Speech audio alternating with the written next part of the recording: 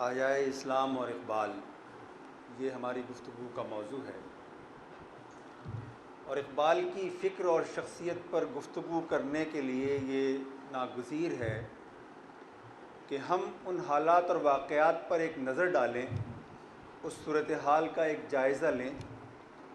جس میں اقبال کی فکر، شخصیت اور اس شاعری کا ظہور ہوا جو 20ویں صدی کو ڈیفائن کرنے والی شاعری کہلانے کی بجا طور پر مستحق ہے۔ اگر آپ 1940 کے اعداد و شمار پر ایک نظر ڈالیں تو آپ کو معلوم ہوگا کہ اس وقت یعنی 1940 میں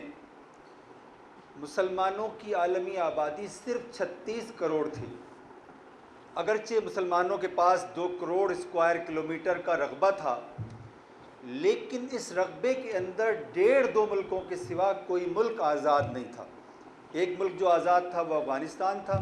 اور ایتھوپیا کے کچھ حصے آپ کہہ لیجئے کہ آزاد تھے، یہاں تک کہ مکہ اور مدینہ بھی ایک بندوبست کے تحت مسلمانوں کے پاس تھا، ورنہ حجاز کے اوپر بھی یورپی طاقتوں کا غلبہ اور تسلط قائم ہو چکا تھا۔ اور یہ ایک ایسی صورتحال تھی کہ جس میں ہر طرف گھٹا ٹوپ اندھیرے کے سوا اور کچھ نظر نہیں آتا تھا، اور ایسا لگتا تھا کہ مسلمانوں کا جو شاندار ماضی ہے اس کا سورج ہمیشہ ہمیشہ کے لیے ڈوب چکا ہے اور اب وہ کبھی طلوع ہونے والا نہیں ہے۔ اور پورے عالم اسلام کے اندر کوئی آدمی یہ نہیں تھا کہ جو یہ بتانے کے لیے جو یہ بتا رہا ہو کہ اب امت مسلمہ کی سمت سفر کیا ہوگی، اب امت مسلمہ کا کیا حال اور اس کا کیا مستقبل ہوگا۔ اور غلامی کا شکنجہ اتنا زبردست تھا کہ لوگ اپنے حال کی ذمہ داریوں اور مستقبل سے متعلق اپنے معاملات سے یکسر کنارہ کش ہو چکے تھے۔ اور آپ کو معلوم ہے کہ غلامی کے بارے میں خود اقبال نے ایک بڑی زبردست بات کہی ہوئی ہے۔ اقبال نے کہا ہے کہ تھا جو ناخوب بتدریج وہی خوب ہوا، کہ غلامی میں بدل جاتا ہے قوموں کا ضمیر۔ اکثر لوگ یہ سمجھتے ہیں کہ غلامی محض ایک سیاسی مسئلہ ہے، ایک پولیٹیکل ایشو ہے، اور اگر ہم اس کو سیاسی سطح پر حل کر لیں، سیاسی آزادی حاصل کر لیں تو ہم نے گویا کمال کر لیا اور ہمیں حقیقی آزادی حاصل ہو گئی۔ لیکن اقبال نے شعر کے اندر یہ بتانے کی کوشش کی ہے کہ جس چیز کو آپ غلامی سمجھتے ہیں وہ اتنی ہولناک چیز ہے کہ اس کے نتیجے میں محض آپ کا پولیٹیکل لینڈسکیپ تبدیل نہیں ہوتا۔ یہ نہیں ہے کہ اقتدار آپ کے ہاتھ سے نکل کر کسی اور کے ہاتھ میں چلا گیا، بلکہ آپ کی پوری تقدیر، آپ کی پوری شخصیت، انفرادی شخصیت اور اجتماعی شخصیت کسی اور کے ہاتھ میں چلی جاتی ہے، یہاں تک کہ غلامی افراد کیا قوموں کے ضمیر تک کو بدل ڈالتی ہے۔ یعنی جب کسی قوم کا ضمیر بدل جاتا ہے اس کا مطلب ہے اس کے نیک و بد میں تغیر واقع ہو گیا، اور وہ حلال اور حرام کی تمیز سے یا تو کنارہ کش ہو گئی یا اس کے ذہن میں حرام اور حلال کا تصور بھی دھندلا گیا۔ اگر آپ اس بات کو سمجھنا چاہیں اور آپ یہ جاننا چاہیں کہ غلامی کا امپیکٹ کیا ہوتا ہے تو اس کی ایک بہت اچھی مثال سر سید احمد خان کی فکر اور ان کی شخصیت ہے۔ یعنی آپ کو معلوم ہے کہ سر سید بر صغیر میں انگریزوں کی آمد سے پہلے آپ کی طرح میری طرح ایک نارمل مسلمان تھے، لیکن جب بر صغیر پر انگریزوں کا تسلط مستحکم ہو گیا تو اس کے نتیجے میں سر سید کی فکر اور شخصیت میں جو تغیرات رونما ہوئے ان کو آدمی اس زمانے میں بھی اگر دیکھتا ہے تو حیران ہوتا ہے، بلکہ اگر اس کو آج دیکھتا ہے تو اور زیادہ حیران ہوتا ہے۔ اور اب میں سر سید احمد خان کے بارے میں جو کچھ آپ کو بتا رہا ہوں ان میں ممکن ہے آپ میں سے کچھ لوگ اس سے واقف ہوں، لیکن اکثر لوگ اس سے واقف نہیں ہیں۔ اور آپ عذرا عنایت یہ نہ سمجھیے گا کہ میں کوئی بات اپنی طرف سے کہہ رہا ہوں، میں سر سید کے الفاظ تو نہیں دہرا رہا ہوں لیکن ان کا مفہوم دہرا رہا ہوں۔ سر سید پر غلامی کا اتنا زبردست امپیکٹ ہوا کہ ایک جانب انہوں نے مسلمانوں کے 1200 سال پرانے علم تفسیر کو بیک جنبش قلم مسترد کر دیا۔ انہوں نے کہا کہ قرآن کی اب تک جو تفسیر لکھی گئی ہے وہ سب غلط ہے، اس کے اندر کوئی مفہوم اور معنی نہیں ہے، اور وہ ایک خاص کانٹیکسٹ کے اندر، ایک ہسٹوریکل کانٹیکسٹ کے اندر لکھی جانے والی تفسیر ہے۔ اور اس کے نتیجے میں انہوں نے ایک تفسیر لکھی کہ جس کے بارے میں علماء کی اس زمانے میں بھی رائے تھی کہ وہ کفر سے اور زندقہ سے اور گمراہی سے اور ضلالت سے بھری ہوئی تھی، اور اس میں کوئی دو رائے نہیں ہے، اس لیے کہ سر سید نے اپنی تفسیر کے اندر جو نقطۂ نظر یا جو اپروچ اختیار کی وہ ہماری پوری تاریخ کے اندر، ہمارے پورے علم تفسیر کے اندر کبھی بھی کہیں بھی بروئے کار آتی ہوئی نظر نہیں آتی۔ اسی طرح سر سید نے علم حدیث کا یکسر انکار کر دیا. انہوں نے کہا کہ میں حدیث کو اتھارٹی مانتا ہی نہیں ہوں کہ وہ قرآن کو ایکسپلین کرنے کے سلسلے میں یا قرآن کی تشریح و تعبیر کے سلسلے میں کوئی ایک سورس کی حیثیت رکھتی ہے, میں اس بات کو نہیں مانتا. اسی طرح انہوں نے کہا کہ میں جنت اور دوزخ کے خارجی وجود کا قائل نہیں ہوں. انہوں نے کہا جنت اور دوزخ خارج میں موجود کوئی حقیقتیں نہیں ہیں, بلکہ یہ انسان کی ذہنی کیفیات کے دو مختلف نام ہیں. اگر کوئی انسان اپنے ذہن کے اندر مسرت محسوس کرتا ہے تو وہ گویا جنت میں ہے, اور اگر وہ اپنے ذہن کے اندر کوئی تکلیف محسوس کرتا ہے تو وہ گویا جہنم میں ہے. اسی طرح انہوں نے فرشتوں کے خارجی وجود کا انکار کیا اور کہا کہ فرشتے کوئی خارجی وجود رکھنے والی حقیقت نہیں ہے, بلکہ یہ انسان کی باطنی قوتوں کے نام ہیں. یعنی آپ اندازہ کیجئے کہ انہوں نے اس پوری تاریخی سفر کو جو مسلمان 1200 سال میں اختیار کر چکے تھے اس کو یکسر مسترد کر دیا, اور انہوں نے برطانیہ انگریزوں کی حکومت کی نہ صرف یہ کہ حمایت کی, بلکہ انہوں نے کہا کہ مسلمانوں پر انگریزوں کا اقتدار اللہ تعالیٰ کی عنایات میں سے ایک عنایت ہے, اور مسلمانوں کا فرض ہے کہ وہ انگریزوں کے وفادار بن کر رہیں. اور وہ لوگ کہ جو اس زمانے میں جن کو آپ جنگ آزادی لڑنے والا آدمی کہتے تھے, جن کو آپ مجاہد کہتے تھے, ان کے بارے میں انہوں نے وہ زبان استعمال کی جس کو میں ریپیٹ نہیں کر سکتا, جس کو میں دہرا نہیں سکتا. وہ اتنی گری ہوئی ہے, ہر طرح کی سطح سے گری ہوئی ہے کہ میں اس کو دہراتے ہوئے آپ کے سامنے اپنے اندر جرأت نہیں پاتا کہ میں اس کو دہراؤں. وہ زبان انہوں نے استعمال کی. تو میں سر سید کو کرٹیسائز کرنے کے لیے یہ بات نہیں کر رہا ہوں, میں صرف یہ بتانا چاہ رہا ہوں کہ غلامی افراد اور اقوام کے ضمیر کو اقبال کے الفاظ میں کس طرح بدلتی ہے. سر سید کی فکر اور ان کی شخصیت اس کی ایک مثال ہے, لیکن غلامی سے صرف سر سید کی شخصیت اور فکر متاثر نہیں ہوئی, بلکہ اس زمانے کا جو طبقہ علماء تھا, یعنی جو ہمارے دین کے مستند نمائندے تھے, جو اس کی مستند تشریح اور تعبیر کرنے والے لوگ تھے, ان کے اوپر بھی اس غلامی کا اتنا زبردست امپیکٹ ہوا کہ انہوں نے یہ بات کہنی شروع کی کہ اسلام بلا شبہ حق ہے, اور اسلام کی پیروی کے سوا ہمارے سامنے کوئی راستہ بھی نہیں ہے. لیکن اب انہوں نے کہا کہ اسلام کا تعلق انسان کی انفرادی زندگی سے ہوگا, عقائد سے ہوگا, عبادات سے ہوگا, اخلاقیات سے ہوگا, لیکن اب اسلام کا ریاست اور سیاست کے معاملات سے کوئی تعلق نہیں ہوگا. یعنی انہوں نے ریاست اور سیاست اور دین کے درمیان ایک حد فاصل کھینچ دیا اور کہا کہ یہ دین کا دائرہ ہے اور یہ گویا ریاست اور سیاست کا دائرہ ہے. اور انہوں نے کہا کہ اب ریاست اور سیاست کے دائرے میں تو وہی کچھ ہوگا کہ جو انگریز چاہیں گے. یہ غلامی کے امپیکٹس میں سے ایک امپیکٹ ہے. آپ ذرا امیجن کریں, ایک طرف سر سید کی شخصیت اور فکر ہے جو گمراہی کے ایک بالکل دوسرے سرے پر جا کر کھڑی ہو گئی, اور دوسری جانب علماء کرام ہیں جو ہمارے دین کے بلا شبہ مستند شارع ہیں, اور ان کی فکر پر اس غلامی کا یہ امپیکٹ ہوا کہ انہوں نے وہ انسٹیٹیوشن قائم کیے جو دین کی روایت کو بلا شبہ بچانے والے تھے, اور وہ بچانے میں کامیاب ہو گئے. اور اس سلسلے میں ہمارے بر صغیر کے علماء کی, تمام مسالک کے علماء کی جتنی تعریف کی جائے کم ہے. یعنی اگر اس پر میں 1 گھنٹے تقریر کروں تو اس سے اس تعریف کا حق ادا نہیں ہوتا جو انہوں نے دین کی اس پوری روایت کو مدارس کے نظام کے ذریعے بچانے کی کوشش کی. اس کی جتنی تعریف کی جائے کم ہے. لیکن انہوں نے دین کی اس روایت کو جس طرح سے ٹیکل کیا, اس سے یہ بات بالکل واضح ہو جاتی ہے کہ ان کی نظر میں اب دین ایک انیشیٹو لینے والی طاقت نہیں تھا, بلکہ ایک دفاعی پوزیشن اختیار کرنے والی حقیقت تھا. ان کو لگا کہ اب انگریز آ گئے ہیں اور قیامت تک کے لیے آ گئے ہیں, اب یہ کبھی لوٹ کر تھوڑی جائیں گے. تو اب ہمیں کیا کرنا چاہیے؟ اب ہمیں یہ کرنا چاہیے کہ ہم کسی طرح سے اپنے علم تفسیر کو بچا لیں, علم حدیث کو بچا لیں, اپنی فقہ کی روایت کو بچا لیں, ہم ناظرہ قرآن کی روایت کو بچا لیں, حدیث کی ترسیل کے بندوبست کو بچا لیں. اس میں وہ لگ گئے اور بلا شبہ انہوں نے یہ کام کر کے دکھایا. لیکن اس سے یہ پتہ چلتا ہے کہ ان کا پورا نقطہ نظر دفاعی بن گیا, اور اقدامی جو نفسیات تھی وہ کہیں پس منظر میں چلی گئی. اور آپ کو معلوم ہے کہ اسلام دونوں حقیقتوں کی جامع حقیقت ہے, یعنی دونوں حقیقتوں کو سمیٹے ہوئے ہے اپنے دامن کے اندر. ایک جانب وہ دفاعی نقطہ نظر اختیار کرتا ہے, اور جہاں اس کو اقدام کی ضرورت ہوتی ہے, انیشیٹو کی ضرورت ہوتی ہے, وہاں وہ اقدام کرتا ہے, انیشیٹو لیتا ہے. تو سر سید اور خود علماء کی شخصیت, اس سے آپ اندازہ کر سکتے ہیں کہ غلامی کا ہمارے بر صغیر کے معاشرے کے اوپر کیسا زبردست امپیکٹ ہوا. اور آپ کو معلوم ہے کہ اس امپیکٹ کو یعنی ٹیکل کرنے والی جو پہلی شخصیت ہمارے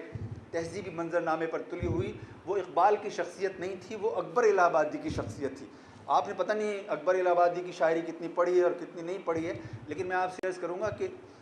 اکبر کی شاعری کی فکری اور تخلیقی سطح تقریباً وہی ہے جو اقبال کی شاعری کی تخلیقی اور فکری سطح ہے، اس فرق کے ساتھ کہ اکبر کے ہاں شاعری کا پیرایا وہ ہے جس کو آپ طنز و مزاح کی شاعری کہتے ہیں، ورنہ وہ اتنے ہی امپورٹنٹ شاعر ہیں جتنے کہ اقبال امپورٹنٹ شاعر ہیں۔ اور اکبر کے سامنے جو سوال تھا وہ یہ تھا کہ اکبر کہتے تھے کہ حق ہمارے پاس ہے، قرآن ہمارے پاس ہے، حدیث ہمارے پاس ہے، رسول اللہ صلی اللہ علیہ وسلم کی سیرت ہمارے پاس ہے، 1200 سال کی شاندار تاریخ ہمارے پاس ہے، اور ہم ایک ایسی تہذیب سے مغلوب ہو گئے ہیں جو ہر سطح پر ہماری تہذیب سے فروتر ہے، اس سے کمتر ہے، اس سے حقیر ہے۔ تو یہ کیسے ہوا؟ یہ جو کرب تھا اس نے اکبر کو وہ شاعری کرنے پر مائل کیا کہ جو اکبر کی شاعری کہلاتی ہے، اور اکبر نے اس شاعری کے ذریعے اس جنگ کو جو ہم عسکری محاذ پر ہار گئے تھے اس کو انہوں نے تہذیبی محاذ پر جیت کر دکھا دیا۔ یعنی جب آپ اکبر کی شاعری پڑھتے ہیں تو آپ کو بتاتے ہیں کہ ذرا آپ اسلامی فکر کا اور مغربی فکر کا موازنہ کریں، تو انہوں نے توحید کے تصور سے لے کر بسکٹ کی سطح تک یہ دکھا دیا کہ ہماری تہذیب کس طرح سے برتر ہے۔ میں اس کو دہراتا ہوں، ایک طرف وہ توحید اور رسالت کی سطح پر کمپیریزن کرتے ہوئے نظر آتے ہیں کہ دیکھو ہمارے پاس یہ ہے اور ان کے پاس یہ ہے، اور ہمارا جو سرمایہ ہے ان سے کتنا برتر ہے، یہاں تک کہ وہ لباس تراش خراش وضع قطع یہاں تک کہ اشیاء کے دائرے میں اتر آتے ہیں، اور انہوں نے یہاں بھی کمپیئر کر کے ثابت کرنے کی کوشش کی کہ ہماری ہر چیز ان سے برتر ہے۔ لیکن فیکچول پوزیشن یہ تھی کہ انگریزوں کا تسلط مضبوط ہو رہا تھا، مستحکم ہو رہا تھا، اور یہ بات اکبر کو بھی معلوم تھی۔ چنانچہ اکبر نے کہا ہے کہ شیر اکبر کو سمجھ لو یادگار انقلاب، اس کو یہ معلوم ہے ٹلتی نہیں آئی ہوئی۔ یعنی اکبر اس کی مزاحمت کر رہے ہیں اس پورے بندوبست کی جو ان پر مسلط ہو گیا، اور اپنے بندوبست کو اس سے بہتر تصور کرتے ہیں، لیکن ان کے اندر یہ کیپیسٹی نہیں ہے کہ وہ یہ امیجن کر سکیں کہ اب ہمیں اس بندوبست سے، اس غلامی سے، اس نکبت و ادبار سے نجات حاصل ہونے والی ہے، یہ وہ بھی نہیں امیجن کر سکتے تھے۔ اس منظر نامے میں اقبال کی شخصیت اور ان کی فکر کا ظہور ہوا، اور اقبال نے ہمیں اپنی شخصیت اور فکر کے ذریعے سے یہ بتایا کہ اسلام جس طرح 1400 سال پہلے ایک حقیقت تھا، ایک حق تھا، وہ اسی طرح آج بھی حق ہے، اور وہی غالب قوت ہے، وہی ہماری انفرادی اجتماعی زندگی کو ڈیفائن کرنے والی ریالٹی ہے۔ اور نہ صرف یہ کہ انہوں نے یہ بتایا، بلکہ انہوں نے یہ بتایا کہ اسلام اپنے پورے جلال اور جمال کے ساتھ نہ صرف یہ کہ حال کے اس منظرنامے سے نکلے گا، بلکہ مستقبل کے منظرنامے کو ڈیفائن کرنے والی حقیقت بن کر ابھرے گا۔ ان کی ایک نظم ہے جو 1907 میں لکھی گئی ہے، اور اس کا کوئی عنوان بھی نہیں ہے، اس پر 1907 ہی ان کے کلیات کے اندر لکھا ہوا ہے۔ آپ میں سے اکثر لوگوں نے اس نظم کو پڑھا ہوگا، اس کے مختلف شعروں کو آپ نے اپریشیٹ کیا ہوگا، ان سے آپ لطف اندوز ہوں گے۔ اس کی 2-4 شعر میں آپ کو بھی سنا کر اپنی بات کو جو ہے سبسٹینشیٹ کرنے کی کوشش کرتا ہوں۔ اقبال نے کہا کہ زمانہ آیا ہے بے حجابی کا، عام دیدار یار ہوگا، سکوت تھا پردہ دار جس کا وہ راز اب آشکار ہوگا۔ زمانہ آیا ہے بے حجابی کا، عام دیدار یار ہوگا، سکوت تھا پردہ دار جس کا وہ راز اب آشکار ہوگا۔ کبھی جو آمادہ جنوں تھے وہ بستیوں میں پھر آ بسیں گے، برہ نہ پائی وہی رہے گی مگر نیا خارزار ہوگا۔ اور نکل کے صحرا سے جس نے روما کی سلطنت کو الٹ دیا تھا، سنا ہے یہ قدسیوں سے میں نے، وہ شیر پھر ہوشیار ہوگا۔ تمہاری دیار مغرب کے رہنے والوں، خدا کی بستی دکان نہیں ہے، کھرا جسے تم سمجھ رہے ہو وہ اب زرے کمیار ہوگا۔ تمہاری تہذیب اپنے خنجر سے آپ ہی خودکشی کرے گی، جو شاخ نازک پہ آشیانہ بنے گا ناپائیدار ہوگا۔ یہ اس نظم کے اشعار ہیں، اور اس کے سوا انہوں نے فرمایا گیا دور سرمایہ داری گیا، تماشا دکھا کر مداری گیا۔ اور جو ابلیس کی مجلس شورا ہے اس کا ایک شعر میں آپ کو سنا دیتا ہوں۔ انہوں نے کہا کہ جانتا ہے جس پہ ظاہر باطن ایام ہے، مزدقیت فتنہ فردا نہیں اسلام ہے۔ یعنی اس زمانے میں جو کمیونسٹ انقلاب رونما ہوا تھا 1918 کے اندر روس کے اندر، تو اقبال کہہ رہے ہیں کہ تم سمجھ رہے ہو کہ یہ خطرہ ہے، یہ خطرہ نہیں ہے، اسلام خطرہ ہے۔ اب آپ ذرا ان شعروں کے کانٹیکسٹ کو دیکھیں۔ اقبال نے جب یہ بات کہی کہ زمانہ آیا ہے بے حجابی کا، عام دیدار یار ہوگا،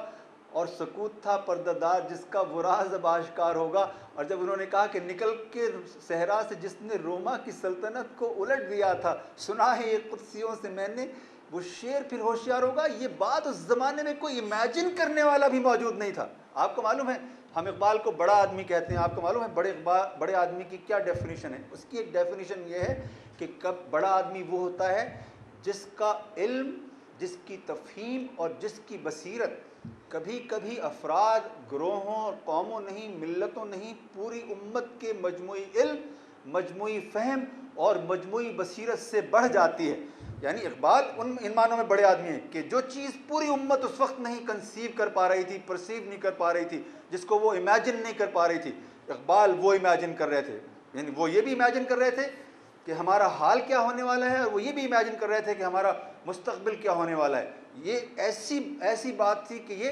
اس زمانے میں انتھنکبل تھی، جس کے بارے میں سوچا نہیں جا سکتا تھا۔ نہ کوئی عالم دین یہ بتا رہا تھا، نہ کوئی شاعر یہ بتا رہا تھا، نہ کوئی فلسفی یہ بات بتا رہا تھا جو بات بتا رہے تھے۔ اور ظاہر ہے کہ جیسا کہ میں نے آپ سے عرض کیا کہ یہ وہ زمانہ تھا کہ جب مسلمان جاگ نہیں رہے تھے، خواب غفلت میں سوئے ہوئے تھے، وہ خواب غفلت میں مبتلا تھے، ان کی عظیم اکثریت خواب غفلت کے اندر مبتلا تھی۔ اور جب وہ کہہ رہے تھے کہ سرمایہ داری کا زمانہ لگ چکا ہے، اس وقت سرمایہ داری اپنی پوزیشن، اپنی ملکی پوزیشن، اپنی علاقائی پوزیشن اور اپنی گلوبل پوزیشن کنسولیڈیٹ کر رہی تھی، مستحکم کر رہی تھی، زوال کی طرف نہیں جا رہی تھی، عروج کی طرف جا رہی تھی۔ اور ابھی اس منظر نامے کو طلوع ہونے میں کہ جو سرمایہ داری کے نظام کا اعلامیہ بن کر ابھرنے والا تھا، ابھی اس کے ظہور میں 1 صدی کا فرق تھا۔ یعنی 1 صدی پہلے اقبال اس چیز کو کنسیو کر رہے تھے جو آپ نے ابھی دنیا کے مختلف ملکوں میں سرمایہ دارانہ نظام کے خلاف احتجاج کی صورت میں ملاحظہ فرمائی ہے۔ تو اقبال کی بصیرت اس پوری صدی کو، 100 سال کو وہ کنسیو کرنے کی اور اس کو پھلانگ کر دیکھنے کی اہلیت اور صلاحیت کا مظاہرہ کر رہی تھی۔ اور جب اقبال یہ کہہ رہے تھے کہ دیار مغرب کے رہنے والوں، خدا کی بستی دکان نہیں ہے، کھرا جسے تم سمجھ رہے ہو وہ اب زر کم عیار ہوگا، تو اس وقت مغربی تہذیب زر کم عیار نہیں تھی، بلکہ وہ دنیا کا واحد سکہ رائج الوقت تھی۔ باقی تمام سکوں کو اس نے بے معنی بنا دیا تھا، ان کی کوئی قدر و قیمت باقی نہیں رہی تھی۔ مسلمان یعنی پوری دنیا کی جتنی بھی اقوام تھی وہ کم و بیش ان تمام کے اوپر مسلط ہو گئے تھے، اور انہوں نے ان کے پورے تہذیبی سرمایے کو، پورے تاریخی تجربے کو اور ان کی پوری فکری روایت کو یکسر یعنی منقطع کر دیا تھا اور اس کو اپنا غلام اور اپنا اسیر بنا لیا تھا۔ تو اس وقت مغربی تہذیب اپنی پوزیشن کنسولیڈیٹ کر رہی تھی، اور مغرب کی جو فکر تھی اور اس کا جو جلال اور جمال تھا وہ سکہ رائج الوقت بن کر ابھر رہا تھا۔ اور اقبال جب کہہ رہے تھے کہ تمہاری تہذیب اپنے خنجر سے آپ ہی خودکشی کرے گی، جو شاخ نازک پہ آشیانہ بنے گا ناپائیدار ہوگا، تو جب اقبال یہ بات کہہ رہے تھے تو مغرب میں صرف ایک آدمی اسپینگلر نام کا موجود تھا۔ اس کی کتاب جو ہے ڈکلائن آف دا ویسٹ، اگر مجھے صحیح یاد ہے تو 1904 میں چھپ چکی تھی، اور اقبال کی فکر پر ڈکلائن آف دی ویسٹ کا بھی تھوڑا سا امپیکٹ ہے۔ اور ڈکلائن آف دی ویسٹ میں اسپینگلر نے بالکل صاف کہا ہے کہ مغربی تہذیب ایک زوال آمادہ تہذیب ہے، اور اس کی جتنے بھی فنڈامنٹلز ہیں یہ ان سے اپنا رشتہ منقطع کر چکی ہے، اور ہمارا ماضی جو تھا وہ دیو قامت لوگ پیدا کرنے والا ماضی تھا، اور اب ہم ان کے مقابلے پر بالشتیے پیدا کرنے والے بن گئے۔ یہ اسپینگلر نے اپنی کتاب کے اندر کہا ہے، اور اقبال نے اسپینگلر کی بات سے بھی یقیناً کچھ نہ کچھ انسپریشن لیا ہوگا، لیکن خود اقبال کی بصیرت ایسی تھی کہ وہ صدیوں کے اس پار ادھر بھی دیکھ سکتے تھے اور ماضی میں بھی وہ جا کر دیکھ سکتے تھے۔ تو اقبال نے یہ بات کہی بہت وضاحت اور سلاست کے ساتھ کہ مغربی تہذیب اپنے انجام سے دوچار ہونے والی ہے، اور ظاہر ہے کہ اگر آپ مغربی تہذیب کی پیروی کریں گے تو آج نہیں تو کل آپ کا بھی وہی انجام ہوگا جو مغربی تہذیب کا ہو رہا ہے۔ تو اقبال نے اس کانٹیکسٹ میں اگر آپ دیکھتے ہیں تو اقبال نے اپنے پورے ماضی کو ری ڈیفائن کیا، انہوں نے اپنے حال کو ری ڈیفائن کیا، اور انہوں نے امت مسلمہ کے مستقبل کو ری ڈیفائن کیا۔ یعنی انہوں نے اپنے ماضی کے اوپر ماضی کی جو عظمت مسلمانوں کے دل میں تھی اس کو پھر زندہ کیا اور متحرک کیا، اور مسلمانوں کو بتایا کہ تم جو اپنے حال سے بہت زیادہ مزمحل ہو گئے ہو اور پٹ گئے ہو اور کٹ گئے ہو اور گھٹ کر تم رہ گئے ہو، تو یہ کوئی صحیح اپروچ نہیں ہے۔ تمہارے پاس وہ قوت ہے کہ جو تمہیں ری ڈیفائن کر سکتی ہے، اثر نو دریافت کرنے پر مائل کر سکتی ہے۔ چنانچہ تم اپنے ماضی سے ایک زندہ رشتہ استوار کرو اور ماضی کی قوت کو تم اپنے لیے بروئے کار لاؤ اور ایک نیا مستقبل تخلیق کرو۔ تو اقبال نے یہ بات کہی، اور آپ کو پتہ ہے کہ جب اقبال یہ بات کہہ رہے تھے تو اقبال کے زمانے کی تو بات بہت دور کی ہے، ابھی میں آپ کو 10 سال 15 سال 20 سال پہلے کی، بلکہ 5 سال پہلے کی، بلکہ میں ابھی کی آپ کو ایسی سینکڑوں تحریریں دکھا سکتا ہوں جس میں اقبال کے اس پورے فکر کے پیراڈائم کا مذاق اڑایا جاتا ہے. جو لوگ مذاق اڑا کر سوال کرتے ہیں کہ اقبال نے کہا تھا کہ مسلمانوں کا زمانہ آنے والا ہے، تو وہ زمانہ کہاں ہے؟ یعنی بے شمار لوگ ہیں ایسے کہ جو یہ بات کرتے ہیں اور یہ سوال اٹھاتے ہیں اور اقبال پر طنز کرتے ہیں اور ان کا مذاق اڑاتے ہیں، اور وہ بھول جاتے ہیں کہ اقبال نے جو بات کہی تھی، جو پریڈکشن کہی تھی، وہ حرف بحرف درست ثابت ہوتی چلی گئی. جب اقبال نے یہ بات کہی تھی تو پورا عالم اسلام غلام تھا. آج ہم سن 2013 میں کھڑے ہو کر جب یہاں ہم یہ بات کر رہے ہیں تو ہمیں معلوم ہے کہ بر صغیر نہ صرف بر صغیر آزاد ہو گیا اقبال کی فکر کے نتیجے میں، دنیا کی سب سے بڑی اسلامی مملکت جس کو آپ پاکستان کہتے ہیں وہ وجود میں آئی. اور اس وقت روئے زمین کے اوپر تھیوریٹیکلی اسپیکنگ، میں دہراتا ہوں تھیوریٹیکلی اسپیکنگ، نظری اعتبار سے 57 آزاد اسلامی ریاستیں موجود ہیں، اور ان 57 آزاد اسلامی ریاستوں کے پاس 2 کروڑ اسکوائر کلومیٹر کا رقبہ ہے. ان کے پاس تیل کے معلوم ذخائر کا 60% ہے، گیس کے معلوم ذخائر کا 70% ہے، اور ان کی اسٹریٹجک لوکیشن ایسی ہے کہ دنیا کے حال اور مستقبل کے بارے میں فیصلہ کرتے ہوئے کوئی طاقت عالم اسلام کو نظر انداز کر کے مستقبل کی منصوبہ بندی نہیں کر سکتی. اور مسلمانوں کے پاس صرف یہی صلاحیت اور یہی استعداد نہیں ہے، بلکہ مسلمان ایک اگر حقیقی معنوں میں اس دنیا کے اندر کوئی عالمگیر امت ہیں تو وہ صرف اور صرف مسلمان ہیں، اور مسلمان دنیا کے مستقبل کو ڈیفائن کرنے والی قوت بن کر ابھر چکے ہیں. اور میں آپ سے عرض کروں گا کہ اقبال جب یہ بات کر رہے تھے تو اس وقت یہ کوئی کنسیو نہیں کر سکتا تھا کہ اقبال کے بعد اقبال سے بھی زیادہ بڑی شخصیت پیدا ہونے والی ہے، جو اقبال کی فکر کے اس دائرے کو جو کہ پہلے سے عالمگیر تھا مزید گلوبلائز کرے گی. اور میری مراد ہے سید ابو العلا مودودی رحمۃ اللہ علیہ کی شخصیت. اور آپ کو معلوم ہے کہ اقبال اور مولانا مودودی کے اندر ایک نسبت ہے. اقبال کی جو شاعری ہے، آپ کو معلوم ہے کہ شاعری تو وہ بہت بڑی ہے، لیکن شاعری کی مشکل یہ ہوتی ہے کہ شاعری اجمال کی زبان میں کلام کرتی ہے، اس میں تفصیل نہیں ہوتی. مولانا اور اقبال کا تعلق ایک سطح پر یہ ہے کہ مولانا نے اقبال کے اجمال کو تفصیل فراہم کی. آپ کو معلوم ہے کہ شاعری کا جو خمیر ہوتا ہے وہ جذبے سے اٹھتا ہے. اقبال کے جذبے کو مولانا نے دلیل مہیا کی، اور اقبال جس خواب کو دیکھ رہے تھے، جس معاشرے کی تشکیل کا وہ خواب دیکھ رہے تھے، اس کو مولانا نے عملاً برپا کرنے کے لیے جماعت اسلامی قائم کی. اور آپ کو معلوم ہے کہ اقبال کی فکر کا دائرہ ان تمام منطقوں پر محیط ہے کہ جہاں اردو اور فارسی سمجھی جاتی ہے، لیکن مولانا کو اللہ تعالیٰ نے یہ استعداد عطا فرمائی. ان پر مولانا پر اللہ تعالیٰ کا یہ خاص کرم ہے کہ مولانا کی بات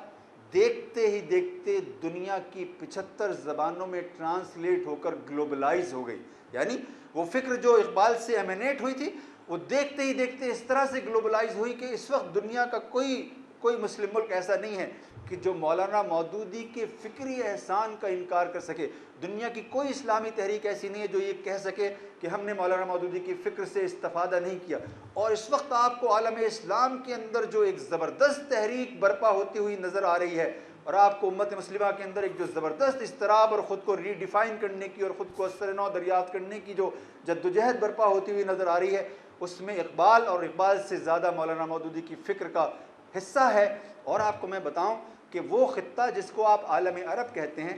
وہ دنیا کے ان خطوں میں سے ہے کہ جن کے بارے میں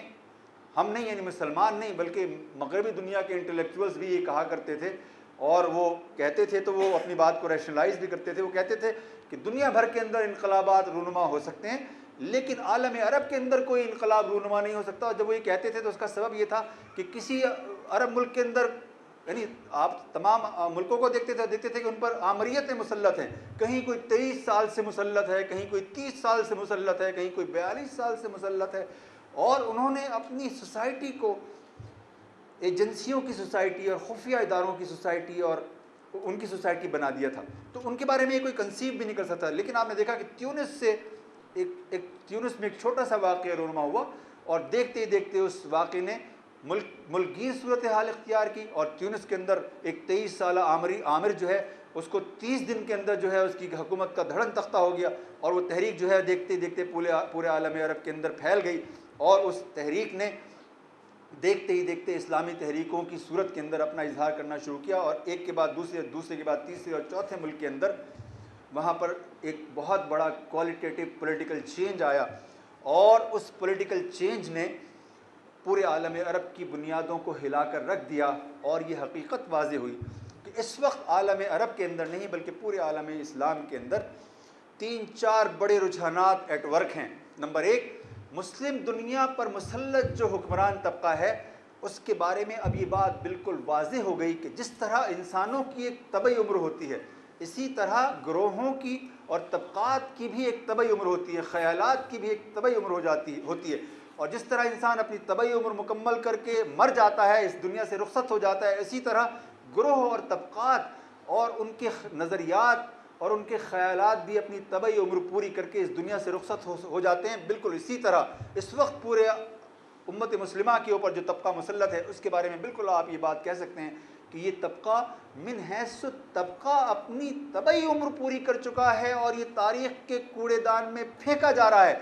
اور اس کو ہر جگہ ریپلیس کرنے کے لیے جو قوتیں آگے آ رہی ہیں وہ اسلامی تحریکوں کے سوا کچھ بھی نہیں ہے۔ اس طرح امت مسلمہ کے حال کو اور مستقبل کو ڈیفائن کرنے والی وہ اسلامی تحریکیں ہیں جو کسی نہ کسی سطح پر اقبال سے اور مولانا مودودی سے انسپائرڈ ہیں، اور ان کے ویژن کو وہ اپہولڈ کرتی ہیں۔ اسی طرح امت مسلمہ پر جو مسلط طبقہ ہے اس کے بارے میں آپ یہ جان لیں کہ گورن کرنے کے 4 اصول ہیں۔ نمبر 1 یہ کہ آپ اخلاقی استعداد کی مدد سے، اپنی اخلاقی ساکھ کی مدد سے گورن کریں، یعنی سوسائٹی کو یہ معلوم ہو کہ ہم پر جو گورن کرنے والا آدمی ہے، جو طبقہ ہمیں گورن کرنا ہے، وہ اخلاقی اعتبار سے فضیلت رکھتا ہے ہم پر، اس لیے انہیں ہم پر گورننس کا حق حاصل ہے۔ سوسائٹی جب یہ مانتی ہے تو وہ گورن کرتا ہے۔ آپ کو معلوم ہے کہ اس وقت پورے عالم اسلام کے اندر کسی ملک کے اندر وہ طبقہ یا کوئی شخصیت موجود نہیں ہے جو اخلاقی ساکھ کی بنیاد پر گورن کر رہا ہو، اور جب کسی طبقے سے اخلاقی ساکھ چھن جاتی ہے تو پھر وہ علم کی قوت کے ذریعے یا دلیل کی قوت کے ذریعے سے اپنی حکومت کو، اپنے تسلط کو برقرار رکھتا ہے۔ اور عالم اسلام کے منظرنامے پر ہم نظر ڈالتے ہوئے یہ ڈالتے ہیں تو یہ حقیقت سامنے آتی ہے کہ اس وقت مسلم دنیا کے کسی بھی ملک کے اندر حکمران طبقہ دلیل اور علم کی بنیاد پر گورن نہیں کر رہا۔ اور تیسری بنیاد گورننس کی یہ ہے کہ آپ اس انتظامی اہلیت اور صلاحیت کی بنیاد پر سوسائٹی کو یا اسٹیٹ کو گورن کر رہے ہوں۔ ذرا عالم اسلام کے منظرنامے پر آپ ایک نظر ڈالیں۔ عالم اسلام سیاسی بحران میں مبتلا ہے، اخلاقی بحران میں مبتلا ہے، روحانی بحران میں مبتلا ہے، معاشی بحران میں مبتلا ہے، سماجی بحران میں مبتلا ہے۔ بحرانوں کی جتنی صورتیں ہو سکتی ہیں ان سب میں وہ مبتلا ہے، اور اس کے مبتلا ہونے سے یہ بات ثابت ہوتی ہے ونس فار آل کہ اگر ہمارے رولنگ ایلیٹ کے پاس گورن کرنے کی اہلیت ہوتی تو عالم اسلام کا یہ حال نہ ہوتا جو ہے۔ اور جب وہ ان تینوں صلاحیتوں سے گورن کرنے کی محروم ہو جاتا ہے طبقہ گورن کرنے والا، تو پھر وہ طاقت کے ذریعے سے گورن کرتا ہے۔ اور آپ اس وقت پورے عالم اسلام پر نظر ڈالیں تو آپ کو معلوم ہوگا کہ اس وقت ہر جگہ جو مسلمانوں پر مسلط حکمران طبقہ ہے، وہ خواہ کوئی فوجی ہو، خواہ وہ کوئی سویلین ڈکٹیٹر ہو، وہ صرف اور صرف طاقت کے ذریعے سے گورن کر رہا ہے۔ اور طاقت کی سب سے بڑی کمزوری یہ ہے کہ اس کا استعمال جیسے جیسے بڑھتا ہے اس کی افادیت ویسے ویسے کم ہوتی چلی جاتی ہے، اس لیے کہ جب تک آپ کسی شخص کو تماچا نہیں مارتے وہ آپ کے تماچے کی قوت کے استعمال سے ڈرتا ہے، لیکن جیسے ہی آپ اس کو ایک تماچا مارتے ہیں اس کو پتہ چل جاتا ہے کہ آپ کے تماچے میں کتنی طاقت ہے، پھر آپ کو اسے کنٹرول کرنے کے لیے 2 تماچے مارنے پڑتے ہیں، پھر 4، پھر 8، پھر آپ کو ڈنڈا استعمال کرنا پڑتا ہے، پھر آپ بندوق استعمال کرتے ہیں، پھر آپ ٹینکوں اور توپوں اور طیاروں کی طرف چلے جاتے ہیں، اور آپ دیکھ رہے ہیں شام کے اندر یہ ہو رہا ہے، آپ دیکھ رہے ہیں مصر کے اندر یہ ہو رہا ہے، لیکن جو بغاوت کی آگ ہے ان کے خلاف وہ مسلسل پھیل رہی ہے اور بڑھ رہی ہے اور ان کو بے معنی بنا رہی ہے۔ تو اس سے یہ پتہ چل رہا ہے کہ اقبال نے 1 صدی پہلے جس عالم اسلام کی ایمرجنس کا خواب دیکھا تھا وہ گریجولی آہستگی کے ساتھ لیکن یقینی طور پر وہ ظہور پذیر ہو رہا ہے۔ اور آپ کو معلوم ہے کہ جب ہم اقبال کے بارے میں یہ بات کرتے ہیں تو ہمیں یہ حقیقت بھی فراموش نہیں کرنی چاہیے کہ اقبال نے جب اپنی شاعری تخلیق کی، جب اس نے امت مسلمہ کے ساتھ اور اسلام کے ساتھ اپنے تعلق کو ڈیفائن کیا، تو اس نے بعض ایسی چیزیں لکھی کہ جو ہمارے ماضی، حال اور مستقبل کو آشکار کرنے والی چیزیں تھیں۔ مثال کے طور پر میں اقبال کی نظم شکوہ کا ذکر کرنا چاہوں گا آپ کے سامنے۔ اقبال نے جو شکوہ لکھی ہے تو شکوہ دراصل ایک ایسی نظم ہے کہ جس کو ہم امت مسلمہ کے دل کا اجتماعی چور کہہ سکتے ہیں، یعنی وہ بات پوری امت مسلمہ محسوس تو کرتی تھی مگر کہنے کی جرت رکھتی تھی، نہ استعداد تھی اس کے پاس۔ تو اقبال نے امت مسلمہ کی اس اجتماعی مشکل کو، اس اجتماعی پریشانی کو زبان دی اور اس نے خدا سے شکوہ کیا، اور اس شکوے کا لباب یہ ہے کہ حق کے علمبردار اور تیرے دین کے ترجمان تو ہم ہیں، لیکن تو نے ہمیں ابینڈن کر دیا ہے، اور وہ جو کفر اور شرک میں مبتلا ہیں وہ ہمارے اوپر غالب آ گئے ہیں، تو آخر اس کا کیا سبب ہے؟ اقبال نے یہ بات کہی، اور ظاہر ہے یہ ایسی چیز تھی کہ جس کو کہیں نہ کہیں کبھی نہ کبھی اس بات کو ریشنلائز ہونا تھا، اور اگر یہ ریشنلائز نہ ہوتی تو امت مسلمہ کی اجتماعی تشخص میں یہ بہت بڑی جو ہے تباہی اور بہت بڑا زلزلہ پیدا کر سکتی تھی۔ اقبال نے اس کو زبان دی، اور اقبال نے اس بات کو زبان دینے کے بعد خدا سے کے سامنے جو سوال رکھا وہ یہ کہ بھائی یہ جو مشکل ہے، ہماری جو پریشانی ہے، یہ کب ریزالو ہوگی؟ اور آپ کو پتہ ہے کہ اقبال نے شکوہ کے بعد جواب شکوہ بھی لکھا، اور جواب شکوہ جس طرح شکوہ شکوے سے، شکایت سے شروع ہوتی ہے اللہ تعالیٰ کے ساتھ، ایک طرح کے جھگڑے سے شروع ہوتی ہے، اسی طرح جو جواب شکوہ ہے وہ اللہ تعالیٰ کی جانب سے ایک ڈانٹ ڈپٹ کے ساتھ شروع ہوتی ہے۔ کہ اللہ تعالیٰ مسلمانوں کو بتاتے ہیں کہ تم اپنے آپ کو ماضی کا مسلمان سمجھتے ہو۔ جواب شکوہ کا جو ٹیپ کا بند ہے وہ یہ ہے کہ رہ گئی صرف اذاں روح بلالی نہ رہی، فلسفہ رہ گیا تلقین غزالی نہ رہی، یعنی تم اذان دینے والے لفظوں کو پکڑنے والے تو ہو لیکن روح سے تم اس کی محروم ہو گئے ہو۔ اور تلقین غزالی کا مفہوم یہ ہے کہ تم اپنے عقیدے کو بسر کرنے والے لوگ نہیں رہ گئے ہو، یہ کہا ہے انہوں نے۔ لیکن جو اس کا اختتام ہے وہ بہت معنی خیز ہے، اور وہ یہ ہے، اس میں اللہ تعالیٰ نے بالکل صاف الفاظ میں مسلمانوں کو بتایا ہے کہ امت مسلمہ اس دنیا کے اندر فنا ہونے کے لیے برپا نہیں ہوئی ہے، یہ دنیا کی تقدیر کو ڈیفائن کرنے کے لیے، دنیا کو لیڈ کرنے کے لیے برپا کی گئی ہے۔ اور بلا شبہ تمہارے اندر اگرچہ کچھ کمزوریاں در آئی ہیں، لیکن ان کمزوریوں پر قابو پایا جا سکتا ہے، اور اگر تم نے رسول اکرم صلی اللہ علیہ وسلم کی اسوہ حسنہ کو اور ان کی ذات کو اور ان کے راستے کو تم نے اختیار کر لیا تو تم اپنے کھوئے ہوئے ماضی کو ازسر نو دریافت کر سکتے ہو۔ اور جواب شکوہ کا جو ایک اور مرکزی شعر ہے وہ یہ ہے کہ کی محمد سے وفا تو نے تو ہم تیرے ہیں، یہ جہاں چیز ہے کیا لوح و قلم تیرے ہیں۔ اور اقبال نے جب یہ بات کہی تھی تو اقبال کے ذہن میں قرآن کی بھی تعلیم تھی، اور رسول اکرم صلی اللہ علیہ وسلم کی حدیث کا پورا ذخیرہ بھی تھا، اور قرآن کی تعلیم کا اس سلسلے میں مرکزی نقطہ قرآن کی وہ آیت ہے کہ جہاں اللہ تعالیٰ نے مسلمانوں سے کہا ہے کہ ہم اس دنیا میں اپنے نور کا اتمام کر کے رہیں گے، خواہ یہ بات کافروں اور مشرکوں کو کتنی ہی ناگوار کیوں نہ گزرے۔ تو جب اللہ تعالیٰ نے یہ کہہ دیا کہ وہ اس دنیا میں اپنے نور کا اتمام کر کے رہیں گے تو پوری دنیا خواہ اپنی ساری قوت اور سارے وسائل جھونک دے لیکن وہ اس ہونے کو ٹال نہیں سکتی۔ اور آپ کو میں یاد دلاؤں گا رسول اکرم صلی اللہ علیہ وسلم کی وہ حدیث آپ نے سنی ہوگی بارہا یا پڑھی ہوگی، جس میں رسول اللہ صلی اللہ علیہ وسلم نے فرمایا کہ میرا زمانہ رہے گا جب تک کہ اللہ تعالیٰ کو منظور ہوگا، اور اس کے بعد خلافت راشدہ ہوگی، اور اس کا زمانہ رہے گا جب تک کہ اللہ تعالیٰ چاہیں گے، اور اس کے بعد ملوکیت ہوگی اور اس کا زمانہ رہے گا جب تک کہ اللہ تعالیٰ کو منظور ہوگا، اور اس کے بعد کاٹ کھانے والی آمریت ہوگی اور اس کا زمانہ رہے گا جب تک کہ اللہ تعالیٰ پسند کریں گے، لیکن اس کے بعد دنیا ایک بار پھر خلافت علی منہاج النبوہ کے تجربے کی جانب لوٹے گی۔ تو جب رسول اللہ صلی اللہ علیہ وسلم نے یہ کہہ دیا تو یہ ہو کر رہنا ہے۔ اور جب ہم اقبال کی فکر اور شخصیت اور شاعری کا جائزہ لیتے ہیں تو ہمیں معلوم ہوتا ہے کہ اقبال کی فکر قرآن کے اندر اور حدیث کے اندر روٹڈ ہے، اور وہ قرآن کے اور حدیث کے اس میسج کو لے کر کھڑے ہوئے ہیں، اور انہوں نے اس میسج کو دنیا کے اعلیٰ ترین آرٹ کے اندر کنورٹ کر دیا ہے۔ اور جیسا کہ میں نے آپ سے عرض کیا کہ اگر آپ 70 سال پہلے کے امت مسلمہ کے منظرنامے پر نظر ڈالیں اور آج کے منظرنامے پر نظر ڈالیں تو اس میں زمین آسمان کا فرق نظر آتا ہے، اور اس زمین آسمان کے فرق کو ہمیں ریکگنائز کرنا چاہیے، خارجی حوالے سے بھی اور اجتماعی حوالے سے بھی۔ خارجی حوالے سے میں نے آپ سے عرض کیا کہ آج سے 70 سال پہلے دنیا میں صرف 1.5 مسلم ملک یا 2 مسلم ملک آزاد تھے، آج ہمارے پاس 57 آزاد ریاستیں ہیں، اور ان کے پاس ریسورسز کی اتنی وافر مقدار ہے کہ جس پر گفتگو کے لیے ایک الگ سے لیکچر کی ضرورت ہے۔ اور آپ کو میں نے جیسے کہ بتایا کہ اس زمانے میں علماء کی یعنی علماء حق کی اکثریت اس بات پر کنونس ہو گئی تھی کہ اب اسلام انفرادی زندگی کے اندر رہنمائی کرنے والی حقیقت تو ہوگا، لیکن اب اس کا ہمارے اجتماعی معاملات سے، ہماری ریاست اور سیاست سے کوئی تعلق نہیں ہوگا۔ مولانا مودودی رحمۃ اللہ علیہ نے جہاں ایک جانب ہمیں یہ بتایا کہ اسلام کیا ہے، وہیں انہوں نے دوسری جانب یہ بتایا کہ باطل کیا ہے، اس لیے کہ مسلمانوں پر فرض ہے کہ وہ یہ بھی جانیں کہ حق کیا ہے اور وہ یہ بھی جانیں کہ باطل کیا ہے۔ اور اقبال نے بھی یہی کام کیا، انہوں نے یہ بھی بتایا کہ حق کیا ہے اور باطل کیا ہے، اور اقبال اور مولانا مودودی کی فکر کا مجموعی امپیکٹ یہ ہے کہ اس وقت عالم اسلام کی اکثریت مسلمانوں کا سواد اعظم اس بات پر کنونس ہو چکا ہے کہ اسلام جس طرح انفرادی زندگی کے لیے ناگزیر ہے، اسی طرح وہ ریاست اور سیاست کے لیے ناگزیر ہے۔ بھلا یہ کیسے ممکن ہے کہ وہ دین کہ جو آپ کو بتاتا ہو کہ کھانا کس طرح کھایا جائے، جب آپ کو یہ بتاتا ہے کہ جب آپ جمائی لیں، جب آپ چھینکیں تو تب آپ کیا کریں اور کیا کہیں آپ، وہ دین آپ کو ریاست اور سیاست کے معاملات میں رہنمائی سے محروم نہیں رکھ سکتا۔ اس لیے امت مسلمہ کی عظیم اکثریت اس پر کنونس ہو گئی ہے اور ان کو یہ پتہ چل گیا ہے کہ باطل کیا ہے، اور انہوں نے اپنے تاریخ کے اس طویل سفر میں دو ایسے کارنامے انجام دیے ہیں، عملی کارنامے،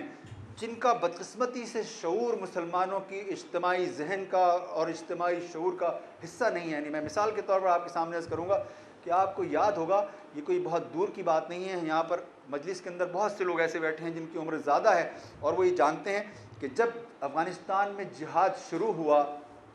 اس سے ذرا پہلے مسلمانوں کی عظیم اکثریت اس مغالطے میں مبتلا تھی کہ جہاد ہمیشہ ہمیشہ کے لیے انسانی تاریخ کے منظر نامے سے غائب ہو چکا ہے، اب جہاد کبھی بھی برپا نہیں ہوگا۔ آپ کو پتہ ہے پاکستان نے ہندوستان کے ساتھ 3 جنگیں یا 4 جنگیں لڑی ہیں، کوئی 3 کہتا ہے، کوئی 4 کہتا ہے، کارگل کو اگر آپ شامل کریں 4 کہتا ہے، 4 جنگیں لڑی، لیکن ہم نے جنگ لڑی ہے، جہاد نہیں کیا ہے۔ ریاست نے کبھی جہاد کا اعلان نہیں کیا، جنگ کا اعلان تو کیا، جہاد کا اعلان نہیں کیا اس نے۔ تو ایسا لگتا تھا کہ جہاد موقوف ہو چکا ہے اور تاریخ کا قصہ پارینہ بن چکا ہے، لیکن آپ کو پتہ ہے کہ افغانستان کے جہاد نے جہاد کے اس پورے تصور کو، جس کو اقبال نے پیش کیا تھا اور سید مولانا مودودی نے جس پر بہت زیادہ گفتگو کی ہے، اس کو اثر نو نہ صرف یہ کہ زندہ کیا بلکہ وقت کی 2 سپر پاورز میں سے ایک سپر پاور کو افغانستان کے اندر شکست سے دوچار کیا، اور یہ تاریخ کے بہت بڑے واقعات میں سے ایک واقعہ تھا، اس لیے کہ اس واقعے کے رونما ہونے کا کسی اور کو کیا، خود مسلمانوں کو یقین نہیں تھا، اس لیے کہ لوگ یہ سمجھتے تھے کہ اصل چیز تو طاقت ہے، عسکری طاقت، اور ان دونوں کے گروہوں کی عسکری طاقت میں عدم توازن تھا۔ یعنی ایک طرف وقت کی واحد سپر پاور تھی، اور میں آپ کو بتاؤں کہ اس زمانہ وہ تھا کہ جب یونیورسٹی میں پڑھا کرتے تھے اور وہاں ہمارے بائیں بازو کے دوست کہا کرتے تھے یار ویسے تو آپ لوگ کافی سمجھدار لوگ نظر آتے ہیں، لیکن جب آپ افغانستان پر بات کرتے ہیں تو محسوس ہوتا ہے کہ نہ آپ تاریخ کے سفر سے واقف ہیں، نہ آپ کمیونزم کو جانتے ہیں۔ ارے بھائی، تاریخ کا سفر اور کمیونزم کی ہسٹری ہمیں یہ بتاتی ہے کہ روس جہاں چلا جاتا ہے وہاں سے کبھی واپس نہیں آتا۔ اور آپ کیا سمجھتے ہیں وہ مجاہدین جن کے پاس 19ویں صدی کے اوائل کے ہتھیار ہیں، وہ کیا وقت کی واحد دوسری 2 سپر پاورز میں سے ایک سپر پاور کو وہ رسپونڈ کر سکیں گے، اس کو جواب دے سکیں گے، اس کو شکست دے سکیں گے؟ اے خیالست محالست جنوں، یہ تو بالکل محال ہے اور یہ جنون کی بات ہے۔ لیکن آپ نے دیکھا کہ 10 سال کی قلیل مدت میں امت مسلمہ کے تصور جہاد نے اور مسلمانوں کے شوق شہادت نے وقت کی 2 سپر پاورز میں سے ایک سپر پاور کو شکست سے دوچار کیا، اور اس طرح شکست سے دوچار کیا کہ وہ ریاست ختم ہو گئی، اس کا نظریہ ختم ہو گیا، اور وہ اس طرح دنیا سے رخصت ہوا کہ جیسے اس دنیا میں وہ کبھی آیا ہی نہیں تھا۔ لیکن جب امت مسلمہ کو اور اسلام کو یہ فتح حاصل ہو گئی تو یہاں سے اسلام دشمن طاقتوں نے اور امت دشمن طاقتوں نے ایک نیا آرگیومنٹ ایجاد کیا۔ انہوں نے کہا کہ بلا شبہ روس کو شکست ہو گئی ہے، لیکن یہ اسلام اور مسلمانوں کی فتح تھوڑی ہے، مسلمانوں نے امریکہ اور یورپ کی مدد سے وقت کی دوسری سپر پاور کو شکست دے دی، اس میں مسلمانوں کا کیا کمال ہے؟ چنانچہ جب 9/11 کے بعد امریکہ افغانستان کے اندر آ رہا تھا تو مسلمانوں کی عظیم اکثریت اس بات پر کنونس تھی کہ اب افغانستان میں وہی ہوگا جو امریکہ چاہے گا۔ اگر آپ ان کی عسکری طاقت کا موازنہ کریں تو اس میں 1 اور 1 ارب کی نسبت تھی، کوئی نسبت ہی نہیں تھی۔ لیکن آپ نے دیکھا کہ ایک قلیل مدت میں 10 سال کی قلیل مدت میں امریکہ کو وہاں اس کے اتحادیوں سمیت شکست ہو گئی ہے، اور یہ شکست مجاہدین کی فتح نہیں ہے، یہ اسلام اور اس کے تصور جہاد کی اور اس کے پیدا کیے ہوئے شوق شہادت کی فتح ہے۔ اور میں آپ سے عرض کروں کہ اگر اتنی بڑی فتح امریکہ نے یا بھارت نے یا اسرائیل نے یا یورپ نے حاصل کی ہوتی تو وہ اب تک اپنی اس فتح کے اوپر 50-60 فلمیں بنا چکے ہوتے، 200-250 کتابیں لکھی جا چکی ہوتی، اس موضوع کے اوپر 5-6 ہزار سیمینار منعقد ہو چکے ہوتے، اور ان کی فتح کی یہ خبر ان کی روزانہ کی خبروں کی ہیڈ لائن ہوتی۔ لیکن امت مسلمہ کا المیہ یہ ہے کہ اس کو یہ بات بتانے والا کوئی موجود نہیں ہے کہ تمہارے دین نے اور تمہارے دین کی پیدا کیے ہوئے جذبے نے 30 سال کی قلیل مدت میں افغانستان کے جغرافی کے اندر وقت کی 2 سپر پاور کو شکست سے دوچار کر دیا ہے. تو ذرا آپ امیجن کریں وہ امت جس کو آپ زوال آمادہ سمجھتے ہیں, جس کے بارے میں آپ کیا کیا منفی باتیں روز نہیں سنتے اور روز نہیں پڑھتے, کیا کوئی زوال آمادہ امت اتنی طاقتور ہو سکتی ہے کہ اس کے وجود کا محض ایک حصہ 1%, 2% وقت کی 2 سپر پاورز کو شکست سے دوچار کر دے؟ ذرا آپ امیجن تو کریں کہ اگر 2% کا تحرک یہ نتیجہ پیدا کر سکتا ہے, تو اگر امت مسلمہ کا 10% یا 20% یا 50% متحرک ہو گیا, اور وہ ضرور ہوگا, آج نہیں ہوگا تو کل ہوگا, جب وہ متحرک ہو جائے گا تو اس دنیا کی تقدیر کیا ہوگی. اور میں آپ سے عرض کر رہا ہوں, جب میں آپ سے عرض کر رہا ہوں تو میں آپ کو یہ یاد دلانا ضروری سمجھتا ہوں کہ اقبال نے جس زمانے میں اپنی فکر کا آغاز کیا, اپنی شاعری کا آغاز کیا, اس وقت دنیا 3 نظاموں کی کشمکش میں مبتلا تھی. ایک طرف اسلام تھا اور اس کا نظام تھا, اور اس کو نظام ماننے والے بھی کم تھے. اقبال تھے یا پھر مولانا مودودی تھے, اس کو نظام مانتا کون تھا. اور دوسری طرف کمیونزم تھا, اور تیسری طرف کیپٹلزم تھا. تو امت مسلمہ کے لوگوں کی عظیم اکثریت بھی وہ اسلام کی طرف بھی جانا چاہتے تھے, لیکن وہ سوشلزم سے بھی متاثر ہوتے تھے, کیپٹلزم سے بھی انسپائرڈ ہوتے تھے. لیکن آپ نے دیکھا کہ سوشلزم تاریخ کا حصہ بن گیا, اور آج پورے عالم اسلام کے اندر اس کو تخلیقی سطح کے اوپر متعارف کرانے والا اور اس پر ایمان رکھنے والا یا اس کے ایمرجنس کے اوپر ایمان رکھنے والا کوئی نہیں. کہتے ضرور ہیں کہ نہیں نظریات مرتے نہیں, لیکن فیکچول بات یہ ہے کہ وہ مر چکا اور ہمیشہ ہمیشہ کے لیے مر چکا. اور یہی صورتحال کیپٹلزم کی ہے. کیپٹلزم کے بارے میں اب تک یہ سمجھا جاتا تھا کہ یہ غالب نظریہ ہے, یہ ہر تہذیب کو شکست دے کر اپنی فتح کا جھنڈا گاڑنے والا نظریہ ہے. لیکن آپ نے دیکھا کہ ایک تحریک امریکہ سے شروع ہوئی, وال اسٹریٹ کی تحریک, اور اس نے دیکھتے ہی دیکھتے عالمگیر صورت اختیار کر لی, اور دنیا کے 88 ملکوں میں کیپٹلزم کے خلاف زبردست مظاہرے ہوئے. تو بلا شبہ یہ مظاہرے ابھی کیپٹلزم کے نظام پر منتج نہیں ہوئے, لیکن ان مظاہروں سے یہ پتہ چل گیا کہ کیپٹلزم کے بارے میں یہ جو سمجھا جاتا ہے کہ یہ کوئی بہت مضبوط نظام ہے, اس کے اندر کوئی کشمکش نہیں ہے, اس کے اندر کوئی تضاد نہیں ہے, اس کے اندر کوئی نقص نہیں ہے, اس کے اندر یہ تمام اس کے اندر نقائص موجود ہیں, اس کے اندر کمزوریاں موجود ہیں, اور اگر کوئی متبادل مہیا ہو جائے, یعنی عالم اسلام اپنا کوئی متبادل نظام لے کر کھڑا ہو جائے, تو کیپٹلزم کا پورا بندوبست 1 سال کے اندر 2 سال کے اندر منہ کے بل گر سکتا ہے. تو اس سے یہ پتہ چلا کہ عالم اسلام اگر بیدار ہو رہا ہے تو اب اس کا رخ جو ہے کیپٹلزم یا سوشلزم کی طرف نہیں ہے, اب وہ اپنے آپ کو اسلام کی بنیاد پر ڈیفائن کرنے والی حقیقت بن کر سامنے آ رہا ہے. اور آپ کو پتہ ہے امریکہ کے ریسرچ انسٹیٹیوٹ نے پیو نے جو ابھی حال ہی میں ایک سروے کیا ہے, آپ کو معلوم ہے کہ اس سروے کے نتیجے میں حقیقت سامنے آئی کہ مسلمانوں کے معاشروں کی 75% تعداد اپنے معاشرے, اپنی ریاست کے اندر شریعت کا نفاذ چاہتی ہے. مطلب یہ صورتحال ایک ایسی سچویشن میں پیدا ہوئی ہے جہاں اسلام کو پروموٹ کرنے والا حکومتی سطح پر کوئی نہیں ہے. یعنی عالم اسلام میں کہ کسی بھی ملک میں اسلام کے اس تصور کو پروموٹ کرنے والا کہیں بھی کوئی موجود نہیں ہے. امت مسلمہ کی تربیت کرنے والے ادارے کہیں موجود نہیں ہیں, اور جو اسلامی تحریکیں ان کا جو حلقہ اثر ہے وہ ظاہر ہے پوری سوسائٹی کا پر تو ان کا نہیں ہے, چھوٹے دائرے کے اندر. لیکن اس کے باوجود امت مسلمہ اپنے تشخص کو اسلام سے وابستہ سمجھتی ہے, اور وہ اپنے حال اور مستقبل کو اسلام سے وابستہ دیکھنا چاہتی ہے. اور اس سے پتہ چلتا ہے کہ اقبال نے 1 صدی پہلے امت مسلمہ کی بیداری کا اور اس کے تحرک کا جو خواب دیکھا تھا وہ بہت آہستگی کے ساتھ مگر یقینی طور پر ہمیں پورا ہوتا ہوا نظر آ رہا ہے. اور جو مستقبل کا منظرنامہ ہے وہ ہمیں اس کے بارے میں ہم اب وثوق سے کہہ سکتے ہیں کہ اقبال نے جب یہ کہا تھا کہ گیا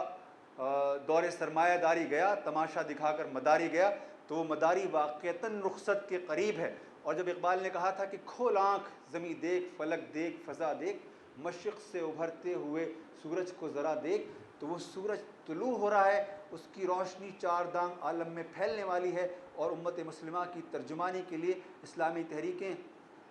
دنیا کے تمام ملکوں کے اندر اور تمام اسلامی سوسائٹیز کے اندر موجود ہیں, اور امت مسلمہ کا مستقبل اسلام اور اسلامی تحریکوں سے وابستہ ہے. اور امت مسلمہ ایک بہت زبردست اور شاندار مستقبل کی طرف پیش قدمی کرتی ہوئی امت ہے. بلا شبہ ہم مشکلات اور پریشانیوں سے دوچار ہیں, لیکن ہم نے ان مشکلات اور پریشانیوں کو